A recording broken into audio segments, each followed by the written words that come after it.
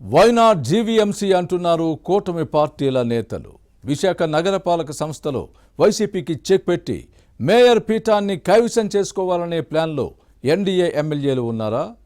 ఇప్పటికే కొందరు కార్పొరేటర్లు వైసీపీ కండువాలు మార్చేసి టీడీపీ జనసేనలో జాయిన్ అవ్వగా మరికొందరు అదే బాట పట్టారా?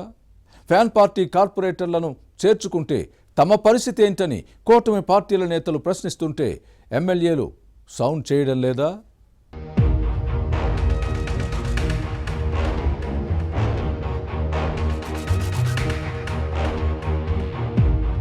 విశాఖ వైసీపీ కార్పొరేటర్లు కండువాలు మార్చేస్తున్నారు.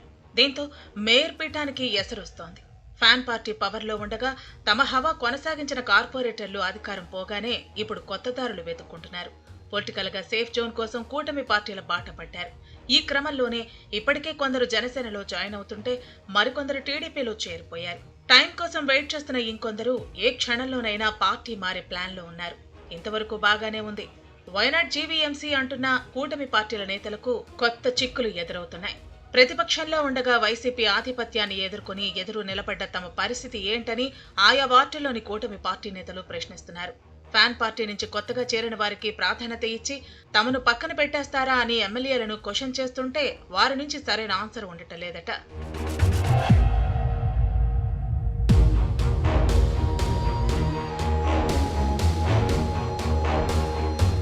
విశాఖపట్నం ఎప్పుడు టీడీపీకి కంచుకోట.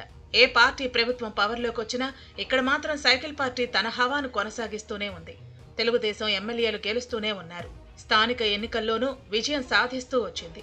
2019లో వైసీపీ వేవ్లో సైతం టీడీపీ 4 అసెంబ్లీ సీట్లను గెలుచుకుంది.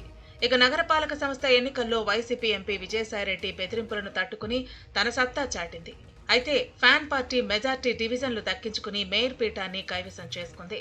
అయితే 2024 సాధారణ ఎన్నికల్లో కూటమి భారీ విజయాన్ని సాధించింది. అయితే ఇప్పుడు వైసీపీకి షాక్ ఇవ్వాలని కూటమి నేతలు నిర్ణయించుకోవడంతో ఫ్యాన్ పార్టీ నేతలు ఎన్డీఏ పక్షాలతో టచ్లోకి వెళ్లారు.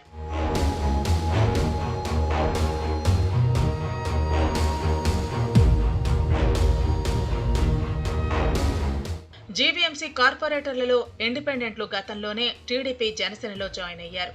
వైసీపీ కార్పొరేటర్ కూడా టీడీపీలో చేరారు. ఇక మిగతా ప్రజాప్రతినిధుల్లో కొందరు టీడీపీ కార్యాలయంలో పార్టీ రాష్ట్ర అధ్యక్షుడు పల్లా శ్రీనివాస్ సమక్షంలో పసుపు కండువా కప్పుకున్నారు.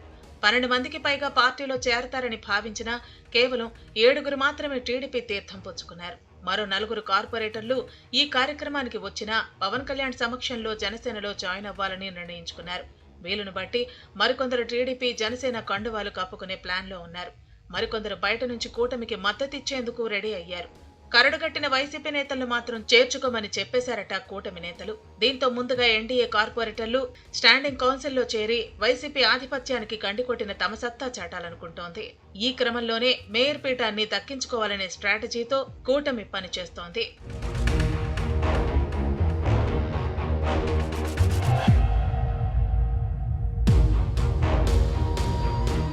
వైసీపీ కార్పొరేటర్లు చేరటం వరకు బాగానే ఉంది. ఎమ్మెల్యేలు నేతలు కలిసిపోతారు. కానీ వార్డుల్లో పోటీ చేసి ఓడిపోయిన నేతలతో పాటు క్యాడర్ పరిస్థితి ఏంటనే చర్చ వస్తోంది.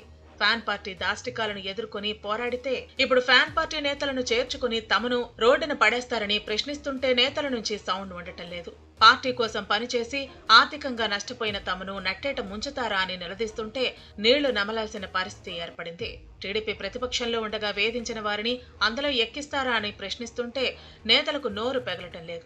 తమ వార్డుల్లో గెలిచిన వైసీపీ కార్పొరేటర్లను పార్టీలో చేర్చుకునే ముందు తమకు మాట మాత్రం కూడా చెప్పరా అని ఓడిపోయిన నేతలు గొంతు చించుకుంటున్నా పట్టించుకునే దిక్కులేదని ఆవేదన వ్యక్తం చేస్తున్నారు. మళ్లీ వారి ఆధిపత్యమే కొనసాగితే తామేం చేయాలని అడుగుతున్నారు.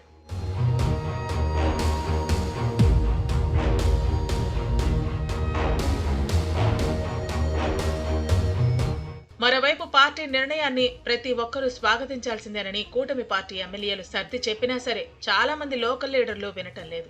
కొందరు ఎమ్మెల్యేలు చేరికలను వ్యతిరేకిస్తున్నా పార్టీ అధిష్టానం నిర్ణయమే శిరోధార్యమని చెబుతున్నారు. వైజాగ్ సిటీలో ఏవైనా అభివృద్ధి కార్యక్రమాలను చేపట్టాలంటే జీవీఎంసీలో కూటమి పవర్లో ఉండాలని చెబుతున్నారు.